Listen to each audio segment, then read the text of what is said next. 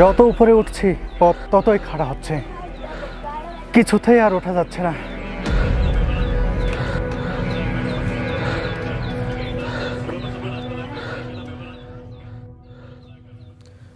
শ্রীলঙ্কার আদম পাহাড় সত্যি সত্যিই এক মায়াবী পাহাড়। কতই না কঠিন এর চূড়ায় ওঠার দীর্ঘ খাড়া পথ। তবু হজরত আদম আলাইহিস সালামের পায়ের ছাপ দেখার আশায় শরীর ও মনের সবটুকু শক্তিকে সম্বল করে মানুষ পা বাড়ায় এই পথে। কেউ উঠতে পারেন, কেউ বা ব্যর্থ হয়ে ফিরে আসেন। এই কঠিন পথের পথিক হয়েছিলাম আমিও। আদম পাহাড়ে ওঠার সেই বাস্তব অভিজ্ঞতায় তুলে ধরছি আজকের ভিডিওতে। স্নিগ্ধ সকালের মিষ্টি রোদে যেন উদ্ভাসিত আদম পাহাড়ের পবিত্র চূড়া। এই চূড়ায় ওঠার দুর্বার আকর্ষণ রাতে আমাকে ঠিকমতো ঘুমাতেও দেয়নি। বারবার ঘুম ভেঙেছে, ঘড়ি দেখেছি আর ভেবেছি কখন সকাল হবে। সকাল 6টার দিকে ঘুম থেকে উঠেই দেখে নিলাম নির্মল এই দৃশ্যটি। এরপর সকাল 7টায় ঝটপট রেডি হয়ে বেরোতেই দেখা হলো হোটেল ম্যানেজার নিমালের সঙ্গে। তিনি হোটেল থেকে চূড়ায় ওঠার পথ দেখিয়ে দিলেন দারুণ এক অঙ্গভঙ্গিমায়। How can I go? You can go top of main road, turn left, keep going, police station, Buddhist statue, bridge, after with right side steps, and sign in board. All the way steps. You can go. Thank you, thank you. Welcome. আমি white house hotel থেকে রওনা করলাম Adams পিকের দিকে। অনেক ঢালু পথ দিয়ে এই হোটেলে নামতে হয়েছিল। হোটেল থেকে মেইন রোডে উঠতেই হাঁপিয়ে গেলাম। অ্যাডামস পিক তো অনেক কঠিন ব্যাপার, বুঝতেই পারছি।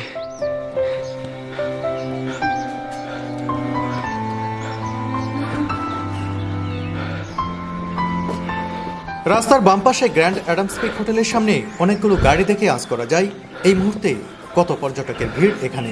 পিক সিজন হওয়ায় এখানকার অন্য হোটেলগুলো পর্যটকে ভরপুর। ঘড়ির কাঁটা যত সামনে এগোচ্ছে সূর্যের সোনালী আলো আদম পাহাড়ের চূড়া থেকে ছড়িয়ে পড়ছে আশপাশের পাহাড়ের গায়ে। বন্ধুরা, এখান থেকে দেখতে পাচ্ছি সেই আদম পাহাড়ের চূড়া।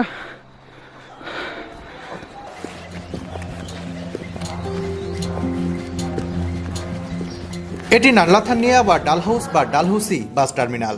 এই টার্মিনাল থেকেই বাস, ট্যাক্সি, টুকটুক ছেড়ে যায় বিভিন্ন গন্তব্যে। এখানে দাঁড়িয়ে আরো ভালো করে দেখতে পেলাম আদম পাহাড়ের চূড়াটা।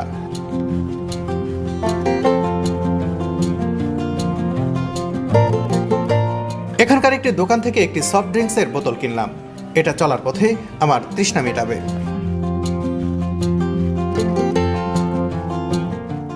বাস টার্মিনাল পেরিয়ে ঢালু পথ বেয়ে কিছুটা নিচে নামতেই চোখে পড়ল একটি bridge. Excuse me, where is the starting point? From here, from this From here. here to start? Yeah.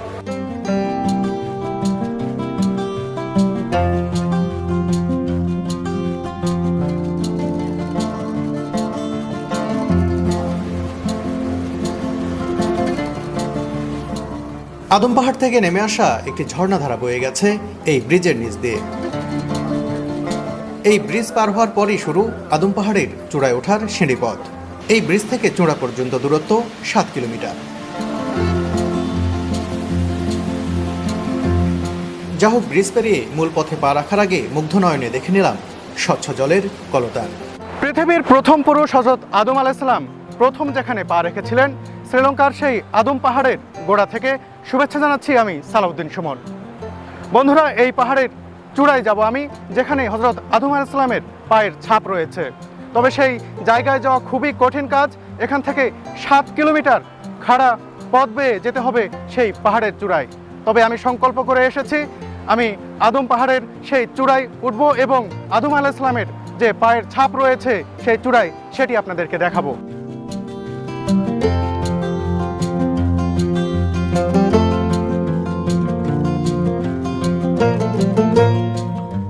আমি যখন আদম পাহাড়ের মূল পথে পা বাড়ালাম, দেখলাম ছোট ছোট বাচ্চা সহ একটি পরিবারও যাত্রা শুরু করেছে।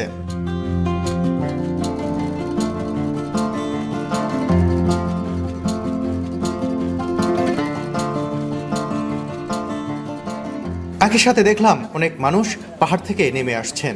এই সময়ে যত মানুষ উঠছেন তার চেয়ে কয়েক গুণ বেশি মানুষ নামছেন।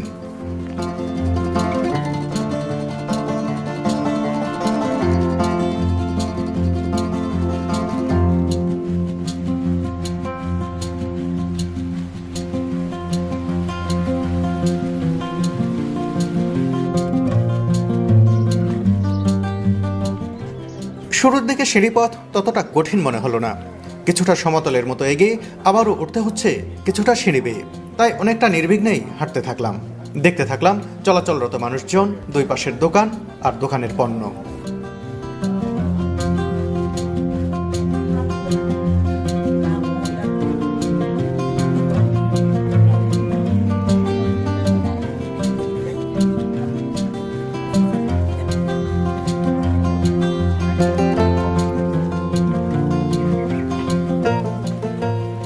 প্রায় হাফ কিলোমিটার হাঁটার পর কিছুটা ক্লান্তি টের পেলাম। বুঝতে পারলাম এভাবে খালি পেটে আর কিছু দূর হাঁটলেই দুর্বল হয়ে পড়ব। সামনে এগিয়ে যদি খাবারের কোনো দোকান আর না পাই তাহলে বড় ধরনের ঝামেলায় পড়তে হবে। ঝটপট সিদ্ধান্ত নিয়ে পাহাড়ের ঢালে একটি রেস্তোরাঁয় প্রবেশ করলাম নাস্তার জন্য। আপনারা যদি সকালে আদম পাহাড়ে ওঠেন তাহলে অবশ্যই কিছু খেয়ে উঠবেন, আর ওঠার পথেই দেখবেন যে অনেক দোকান রয়েছে, বিভিন্ন ধরনের খাবার পাওয়া যায় এখানে, সেসব খাবার খেয়ে উঠবেন। তাছাড়া কিন্তু আপনারা ক্লান্ত হয়ে যাবেন। এটি দেখতে আসলে আমাদের বাংলাদেশি রুটির মতো, এর নাম তোষা। আমি এই খাবারটি খাবো। এর সঙ্গে দেয়া হয়েছে কিছু ডাল দেয়া হয়েছে এবং মুরগির ঝোল, এখানে কোনো মুরগির মাংস নেই, এটি দেয়া হয়েছে। এবং আমি তাদের কাছে একটি ডিম চেয়েছি, তারা ডিমটি হয়তো কিছুক্ষণের মধ্যেই ভেজে আমাকে দেবেন।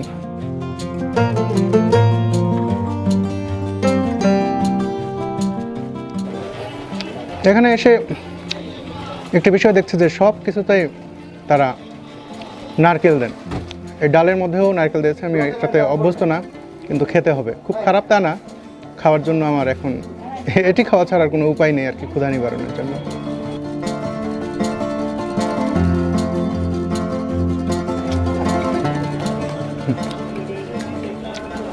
আপনারা দেখলেন যে ডিম দিয়ে গেলেন। ডিমটা দেখতেও আলাদা,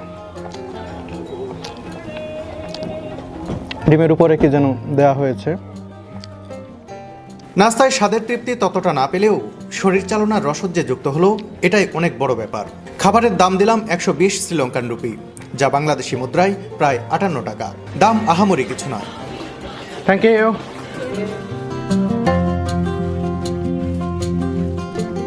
দাম চুকিয়ে আবারও হাঁটতে শুরু করলাম সেই স্বপ্নের চূড়ার উদ্দেশ্যে। খাবারের হোটেল থেকে বের হতেই দেখলাম একদল শিশু কিশোর পাহাড়ে উঠছে একজন ষাটোর্ধ্ব বৃদ্ধার নেতৃত্বে। দেখে তো মনে সাহসী পেলাম। ভাবলাম এই শিশু বৃদ্ধ যদি চূড়ায় ওঠার সাহস করে, আমি কেন ভয় পাবো? সুতরাং হাঁটতেই থাকলাম।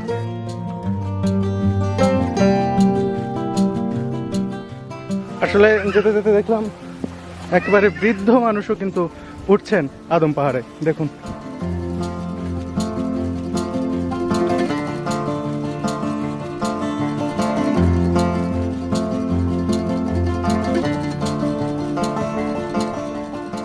হাঁটতে হাঁটতে দেখলাম আদম পাহাড়ের পাশের পাহাড়টি। এখানকার প্রকৃতি যে কারো চোখকে প্রশান্তি দেবে আত্মাকেও। চলতে চলতে জানিয়ে দিচ্ছি গুরুত্বপূর্ণ কিছু তথ্য। আদম পাহাড়ে হযরত আদম আলাইহিস সালামের পায়ের ছাপ তো বটেই, এর চূড়া থেকে সূর্যোদয় দেখাও একটা দারুণ ব্যাপার। এ কারণে এখানে আসা পর্যটকদের 80% এই পাহাড়ে ওঠা শুরু করেন রাত 2টার দিকে। এতে করে একদিকে ভোর হতে হতে চূড়ায় কিংবা কাছাকাছি পৌঁছে যাওয়া যায় এবং সেখান থেকে সূর্যোদয়ের দৃশ্য উপভোগ করা যায়। অন্যদিকে রাতের বেলা আবহাওয়া থাকে শীতল, শরীর কম ঘামে, ক্লান্তিও কম লাগে। এই যে চলার পথে যাদের নেমে যেতে দেখছেন, তারা চূড়া থেকে সূর্যোদয় দেখেই ফিরছেন। আপনাদের মনে প্রশ্ন জাগতেই পারে, তাহলে আমি কেন সকাল 7টায় পাহাড়ে ওঠা শুরু করলাম? রাত 2টায় শুরু করলে তো আমিও দেখতে পেতাম সেই দৃশ্য। আসলে আমি রাত 2টার দিকে যদি ওঠা শুরু করতাম, এই পাহাড়ে ওঠার দৃশ্য সেভাবে ক্যামেরায় রেকর্ড করতে পারতাম না, আঁধারের কারণে দেখাতে পারতাম না চারপাশের দর্শনীয় কোনো কিছুই। এই পথ যাতে পুরোপুরি দেখাতে পারি, সেজন্যই আমি সকালে ওঠার সিদ্ধান্ত নিয়েছি। আপনারা যদি কেউ এখানে বেড়াতে আসেন, অবশ্যই রাত 2টার দিকে ওঠা শুরু করবেন, আর ফেরার পথে দেখে নেবেন অবশিষ্ট দৃশ্য।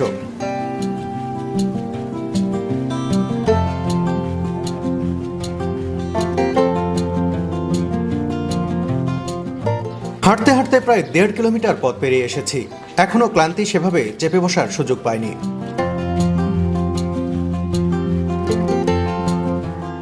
একটি বৌদ্ধ মন্দিরের শৈল্পিক গেট পেরোতেই দেখলাম ছোট একটি ঝর্ণাধারা।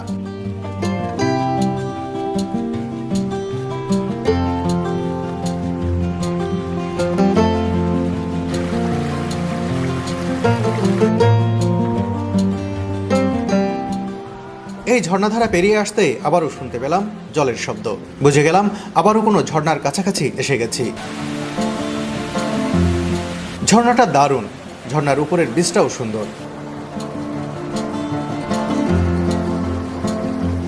আদম পাহাড় থেকে এমন কত ঝর্ণাধারা যে বয়ে গেছে তার কোনো হিসাব নেই। ঝর্ণাগুলো চলার পথের তৃষ্ণার্ত মানুষের জন্য যেন আশীর্বাদ। চলতে চলতে একটি বিষয় লক্ষ্য করলাম, যারা নেমে আসছেন তারা খুবই ক্লান্ত শ্রান্ত। 7 কিলোমিটার সিঁড়ি বেয়ে উপরে উঠে আবার নেমে আসা চারটিখানি কথা নয়।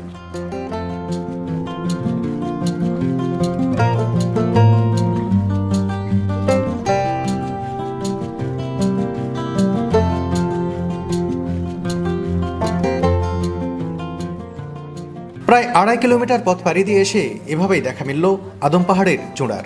হোটেল থেকে 7টায় রওনা দিয়ে এখানে আসতে বেজে গেল সকাল 9টা। সময় লাগলো পাক্কা 2 ঘন্টা। বন্ধুরা, এই পথে উঠতে উঠতে আমি একেবারে হাঁপিয়ে গেছি। অনেক দূর ওঠার পরে আমি আমার ঠিক পেছনে দেখতে পাচ্ছি অ্যাডামস পিকের সেই চূড়া। আপনারাও দেখতে পাচ্ছেন। আমি যদিও হাঁপিয়ে গেছি তারপরেও চলতেই থাকবো। আসলে সেই পায়ের ছাপ না দেখা পর্যন্ত শান্তি হবে না। পাশেই দেখলাম একটি জাপানিজ পিস টেম্পল। সময় বাঁচানোর জন্য ইচ্ছে থাকা সত্ত্বেও গেলাম না। যেহেতু শ্রীলঙ্কায় বৌদ্ধ ধর্মের মানুষ বেশি, তাই এই পথে চোখে পড়বে বেশ কয়েকটি বৌদ্ধ মন্দির। আর বৌদ্ধরাও আদম পাহাড়ের পায়ের ছাপকে পবিত্র মনে করেন। তাদের বিশ্বাস ওটা গৌতম বুদ্ধের পায়ের ছাপ। আবার হিন্দুরা মনে করেন এটি শিবের পায়ের ছাপ। আদমের পায়ের ছাপ বলে দৃঢ়ভাবে বিশ্বাস করেন মুসলমান ও খ্রিস্টানরা। সঙ্গত কারণে বিভিন্ন দেশের বিভিন্ন ধর্মের মানুষ দেখতে পাবেন এই পথে।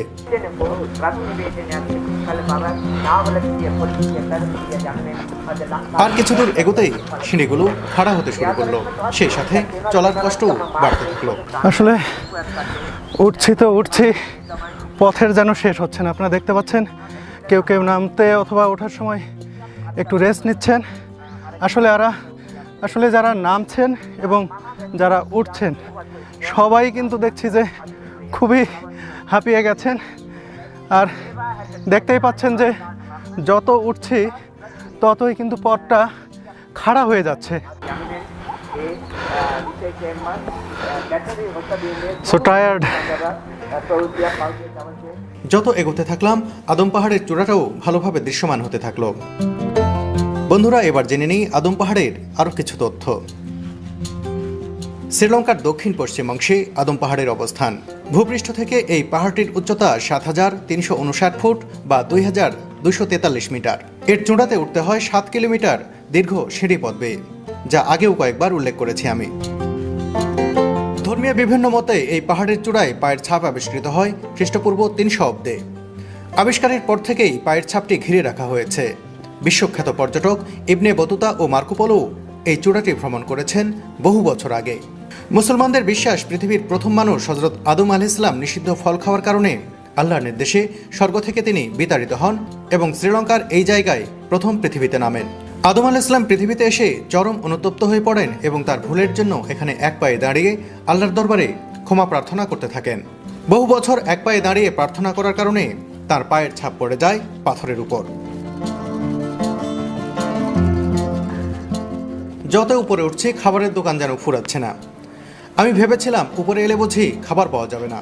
বুঝতেই পারছেন এই পথে খাবারের অভাব হবে না, তবে চলার পথে মাথায় রাখতে হবে কিছুতেই যেন মনোবলের অভাব না হয়, কারণ এই পথ সত্যি সত্যিই ক্রমেই কঠিন থেকে কঠিনতর হয়ে যাচ্ছে, ক্রমেই যেন দম ভারী হয়ে আসছে। আসলে এতটা কঠিন পথে চলার সময় মনকে শান্ত রাখার দায়িত্ব পালন করে এখানকার প্রাকৃতিক সৌন্দর্য। বন্ধুরা, অ্যাডামস পাহাড়ে ওঠার পথ যেন কিছুতেই ফুরাচ্ছে না। চলছি তো চলছি, উঠছি তো উঠছি। আপনারা দেখতে পাচ্ছেন অনেক মানুষ এই পাহাড়ি পথে উঠছেন এবং নামছেন। কেউ অ্যাডামস পিকের সেই চূড়া থেকে ঘুরে আসছেন, আবার কেউ বা এখনও উঠছেন, তবে এই পথ যেন কিছুতেই শেষ হচ্ছে না।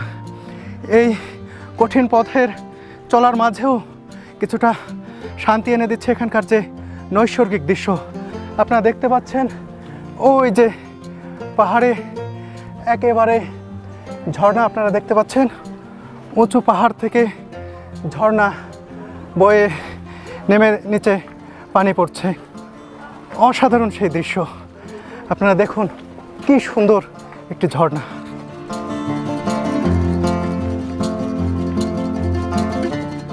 আদম পাহাড়ে ওঠা যে কতটা কষ্টসাধ্য তার নজিরও দেখতে পেলাম 3 কিলোমিটার সিঁড়ি পেরোনোর পর। দেখলাম আহত একজনকে নামিয়ে আনছেন এখানকার মেডিকেল টিমের সদস্যরা।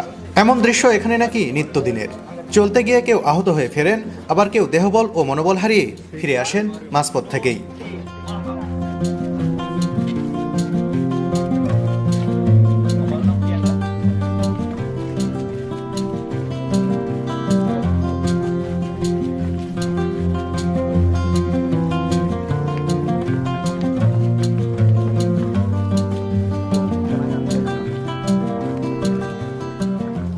এমনিতে আমি ছবি তুলতে তুলতে অনেকটা বিশ্রাম নিতে নিতে আসছিলাম, তবে প্রায় 3.5 কিলোমিটার পথ পেরোনোর পর পা আর চলছিল না কিছুতেই।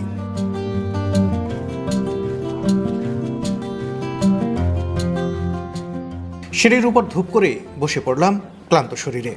আর চলতে পারছি না, দম নিতে পারছি না, যেন দম একেবারে বন্ধ হয়ে আসছে। চলতেই আছি। সবার কাছে জিজ্ঞেস করছি আর কত দূর। সবার একই উত্তর, আরও যেতে হবে। আর কত যাব, যেতেই আছি, তবু পথ ফুরাচ্ছে না। কিছুটা জিরিয়ে নিয়ে হেঁটে সকাল 10টার দিকে পৌঁছে গেলাম আরেকটি ঝর্ণাধারার কাছে।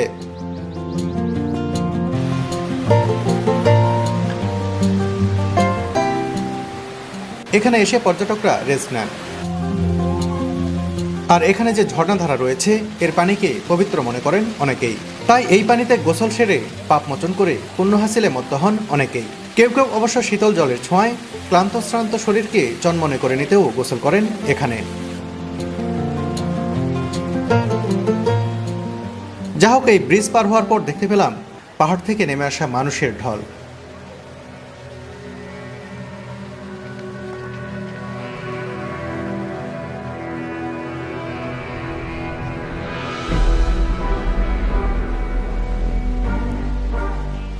পায়ের পেশিতে টান পড়ায় অনেককেই দেখলাম রেলিং ধরে উল্টো হয়ে নামতে।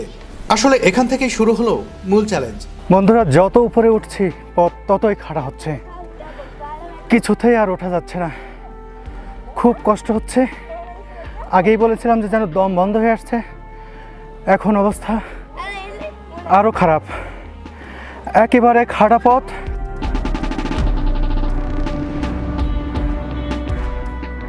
একেবারে খাড়া সিঁড়ি।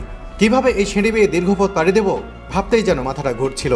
এমনিতেই এ পর্যন্ত উঠতে আমি রীতিমতো কাহিল। ক্লান্ত শরীরে এমন অতি দীর্ঘ খাড়া সিঁড়ি দেখে রীতিমতো ভয়ই লাগছে। যারা চূড়া দেখে ফিরছেন তাদের নামার দৃশ্য দেখে অবস্থাটা আরো হাড়ে হাড়ে উপলব্ধি করলাম।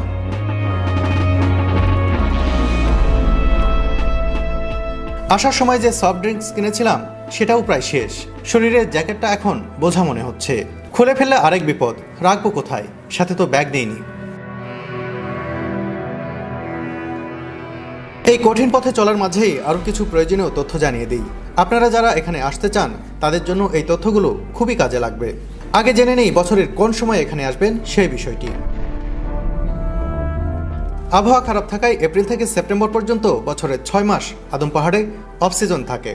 এ সময় প্রায় সারাক্ষণ বৃষ্টিপাত হয় এই এলাকায়। পাহাড়ে ওঠার সিঁড়িপথগুলো অনেক স্যাঁতস্যাঁতে হয়ে যায়। দুপাশে ঘন বন জঙ্গল থাকায় বেড়ে যায় সাপ পোকামাকড়ের উপদ্রব। এ সময় আদম আলাইহিস সালামের পায়ের ছাপ যেখানে রয়েছে সেই জায়গাটি তালাবদ্ধ থাকে।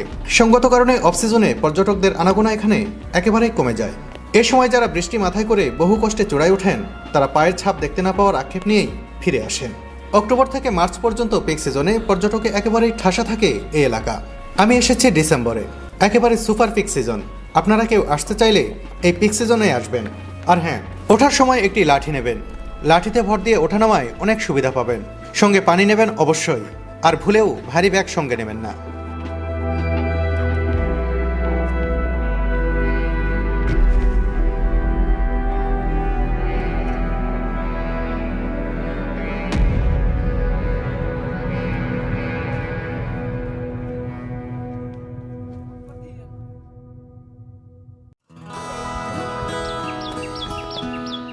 চরম ক্লান্তি আর কষ্টের মাঝেও দুদণ্ড শান্তি দিচ্ছিল এখানকার নৈসর্গিক সৌন্দর্য। প্রায় 4 কিলোমিটার আসার পর আদম পাহাড়ের এই জায়গা থেকে দেখা পুরো উপত্যকার দৃশ্যটা একেবারেই মনোলোভা। যা হোক, ঘড়ির কাঁটা বেলা 11টা পার হয়ে গেছে, আর বিশ্রাম নিলে চলবে না। এইটুকু পথ আসতেই সময় লাগলো প্রায় 4 ঘন্টা। আবারও মনকে শক্ত করে উঠতে শুরু করলাম। পা তুলতে অনেক কষ্ট হচ্ছিল। 20 থেকে 25 ধাপ উঠছিলাম আর 2-1 মিনিট করে রেস্ট নিচ্ছিলাম। যখনই উপরের দিকে তাকাচ্ছিলাম, অফুরন্ত সিঁড়ির বহর দেখে কলিজা যেন শুকিয়ে কাঠ হয়ে যাচ্ছিল।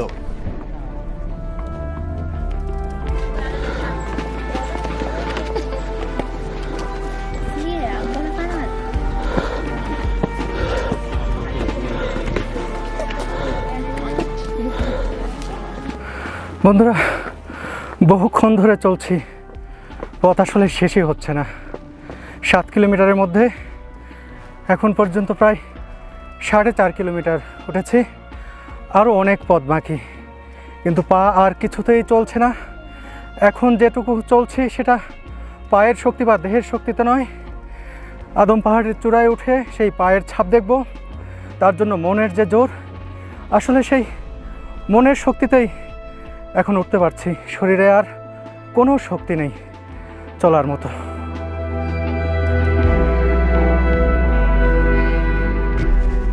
চলি আর থামি, থামি আর চলি। এক একটা সিঁড়ি পার হওয়া আমার কাছে যেন এক একটি পাহাড় পার হওয়ার মতো লাগছিল। হাঁটছিলাম আর চেয়ে চেয়ে দেখছিলাম চূড়া। একেবারে নিস্তেজ দেহে চলতে চলতে কিছুক্ষণ পরপর নামতে থাকা মানুষদের জিজ্ঞেস করছিলাম, কত দূর আর কত দূর? সবাই শুধু বলে এই তো সামনে, কিন্তু পথ আর ফুরোয় না।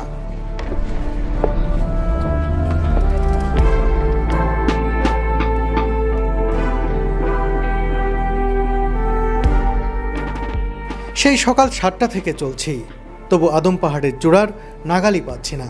মনে হচ্ছে আমি যত এগোচ্ছি চূড়া যেন ততই পেছাচ্ছে।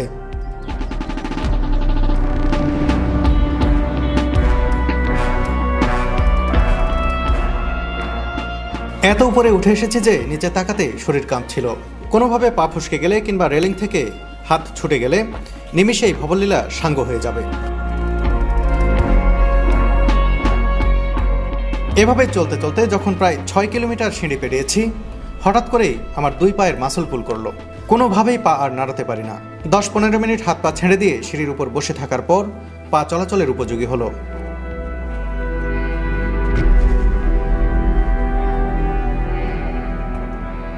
আরও কিছু পথ সম্ভব গতিতে চলার পর প্রায় 6.5 কিলোমিটার উপরে দেখতে পেলাম এই বৌদ্ধ মূর্তি এবং পাশেই পুলিশ স্টেশন। এত উপরে পুলিশ ফাঁড়ি, অবাকই হলাম। দুপুর 1:30টার দিকে যখন মাত্র হাফ কিলোমিটার পথ বাকি, তখন বসে পড়লাম সিঁড়ির পাশে একটি গুহার সামনে। চোখের সামনে তখন ভাসছে অজস্র মেঘ। এমন সৌন্দর্যও এখন যেন পরাস্ত আমার ক্লান্তির কাছে। এত উঠি তবু পথ শেষ হয় না। ক্লান্ত হতে হতে একেবারে শেষ পর্যায়ে এতটা ক্লান্তি আর কখনো আমার হয়নি। সেই আদমের পায়ের ছাপ আমাকে কোথায় টেনে তুলছে। উঠতে উঠতে শরীরের সব শক্তি শেষ করে দিয়েছে।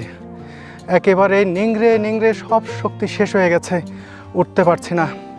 মনের যেটুকু শক্তি সেটুকু নিঃশেষ হওয়ার পথে। মনে হচ্ছে এটুকু আর উঠব কী করে। আর মাত্র 500 মিটারের মতো, অর্থাৎ আধা কিলোমিটারের মতো পথ বাকি আছে। তারপর সেই কাঙ্ক্ষিত লক্ষ্যে পৌঁছে যাব। এত দূর যখন এসেছি, বাকি পথও পাড়ি দেব, এই প্রত্যয়ে আবারও উঠতে থাকলাম।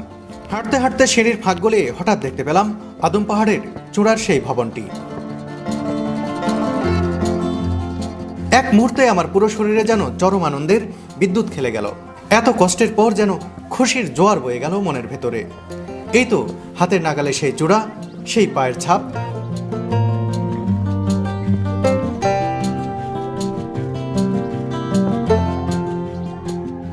খুব সাবধানে ধীরে ধীরে উঠতে লাগলাম চূড়ায়। অবাক হলাম, এখানে আস্ত 3 তলা ভবন, অথচ নিচ থেকে তেমন কিছুই দেখা যায় না।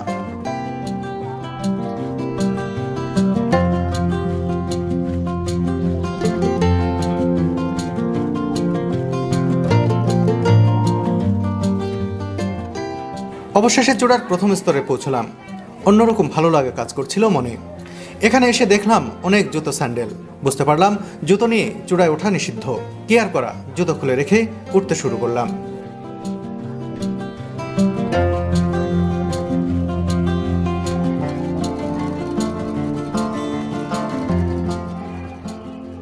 চূড়ার ফটকের সামনে সতর্ক দৃষ্টিতে একজন পুলিশ সদস্যকে দেখলাম।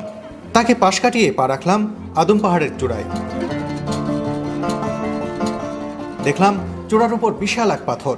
সম্ভবত এই পাথরের উপরেই ছাপ রয়েছে আদম আলাইহিস সালামের পায়ের। সব প্রতিকূলতা পেরিয়ে অবশেষে আমি যে উঠতে পেরেছি তা যেন বিশ্বাসই করতে পারছিলাম না। বন্ধুরা, অবশেষে আমি সেই আদম পাহাড়ের চূড়ায় উঠে গেছি। সকাল 7টায় রওনা দিয়ে এখানে পৌঁছতে আমার বেজে গেল 2:10 দুপুর। অনেক সময় লাগলো, অনেক পরিশ্রম হলো, অনেক পথ, অনেক সিঁড়ি বেয়ে এখানে উঠতে হলো। 7 কিলোমিটার গোড়া থেকে এখানে উঠে এসেছি আমি। অনেক কষ্ট করতে হয়েছে, কিন্তু এখানে যখন আমি পা রাখলাম ঠিক তখনই অন্যরকম প্রশান্তিতে মনটি ভরে গেল। পৃথিবীর প্রথম পুরুষ যেখানে পা রেখেছিলেন ঠিক সেখানেই আমি দাঁড়িয়ে রয়েছি, সেখানেই আমি পা রেখেছি। এটি অন্যরকম একটি ভালো লাগার বিষয়। এখন আমি আপনাদেরকে সেই জায়গায় নিয়ে যাব যেখানে রয়েছে আদম আলাইহিস সালামের সেই পায়ের ছাপ। সেটি আমি নিজে দেখব এবং আপনাদেরকেও দেখাবো। 7 ঘন্টা হেঁটে যখন এখানে উঠলাম দেখলাম মেঘেরাও ঘিরে ধরলো চারপাশ। শীর্ষ থেকে আশপাশের দৃশ্য নেওয়ার জন্য যেদিকেই ক্যামেরা তাক করি শুধু সাদা মেঘ ছাড়া আর কিছুই দেখি না। অবশ্য এখানে মেঘ সবসময় এভাবে থাকে না, কখনো আসে কখনো যায়। Where is the footprint? যা হোক, আমি হযরত আদম আলাইহিস সালামের পায়ের ছাপ দেখার জন্য রীতিমতো অস্থির হয়ে গেলাম। কয়েকজনকে জিজ্ঞেস করতেই তারা দেখিয়ে দিলেন বিশাল পাথরের উপরের সেই বহুল আকাঙ্ক্ষিত জায়গাটি। Where is the footprint? Camera on করে অল্প কয়েক ধাপ সিঁড়ি মারিয়ে তরতর করে উঠতে লাগলাম সেই ছোট্ট ঘরের দিকে যেখানে রয়েছে পায়ের ছাপ। কিন্তু প্রবেশের মুহূর্তেই আচমকা বিপত্তি। দেখলাম সেখানে ছোট্ট সাইনবোর্ডে স্পষ্ট করে লেখা রয়েছে ছবি তোলা নিষেধ।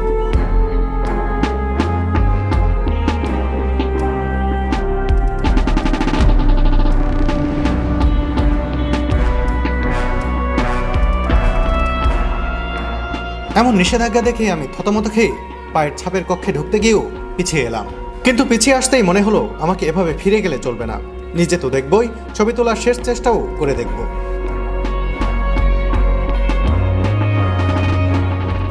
আবারও সেই ঘরের দিকে পা বাড়ালাম। একেবারে দরজার কাছে যেতেই সেখানকার দায়িত্বশীল একজন ক্যামেরা বন্ধ করার ইশারা দিয়ে সামনে এলেন। ক্যামেরা বন্ধ করে ভিতরে গিয়েই পায়ের ছাপের কাছে দেখলাম পুলিশ। আমি নিজ চোখে সেই বহুল আকাঙ্ক্ষিত পায়ের ছাপটি দেখে নিলাম, কিন্তু ছবি তোলার নিষেধাজ্ঞা কিছুতেই মেনে নিতে পারছিলাম না। আমি ছাপের সামনে প্রায় 10 মিনিট দাঁড়িয়ে থেকে পুলিশকে নানাভাবে অনুরোধ করলাম। আসলে পা ধরাটাই শুধু বাদ রেখেছিলাম, কিন্তু কিছুতেই রাজি হলেন না। শুধু সিঁড়ির নিচ থেকে ঘরটির ছবি তোলার পারমিশন দিলেন তিনি।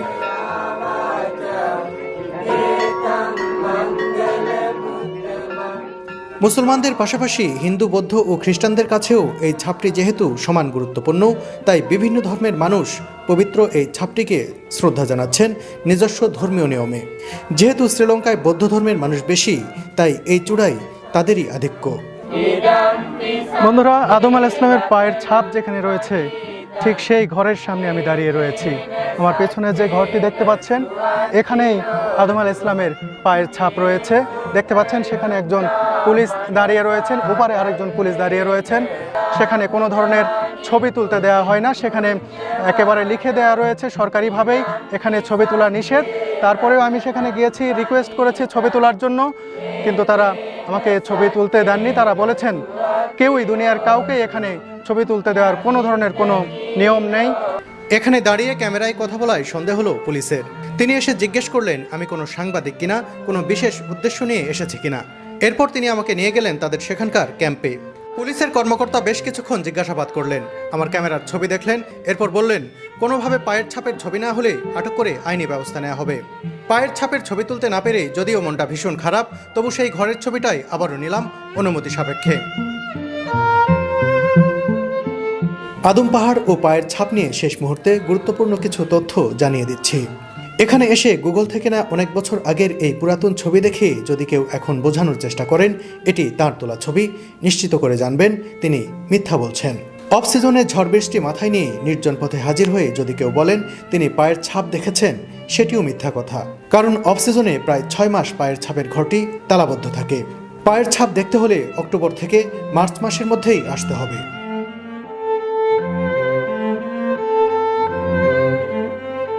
যেহেতু অন্যের ছবি ব্যবহারে কিছু বিধিনিষেধ আছে, তাই আপনাদের দেখানোর জন্য সেই ছবির আদলে পায়ের ছাপটি আমি হুবহু আঁকিয়ে নিয়েছি দেশের তরুণ চিত্রশিল্পী আয়ুব আলমিনের কাছ থেকে, যাকে বলে দুধের স্বাদ ঘোলে মেটানো। এখানে তার পায়ের এই ছাপটির দৈর্ঘ্য 5 ফুট 7 ইঞ্চি এবং প্রস্থ 2 ফুট 6 ইঞ্চি। আদম আলাইহিস সালামের উচ্চতা কত ছিল তা নিয়ে মতভেদ আছে। কোথাও 30 হাত, কোথাও 60 হাত, আবার কোথাও 90 হাত উচ্চতা উল্লেখ করা হয়েছে। উচ্চতা বেশি হলে পা বড় হওয়াটাই স্বাভাবিক। আদম পাহাড় সত্যিই এক মায়াবী পাহাড়। এখানে আসতে পারার, এখানে পা রাখতে পারার আলাদা একটি অনুভূতি আছে, যে অনুভূতি পুরো দেহ মনে অন্যরকম এক আবেশ ছড়িয়ে দিয়েছে।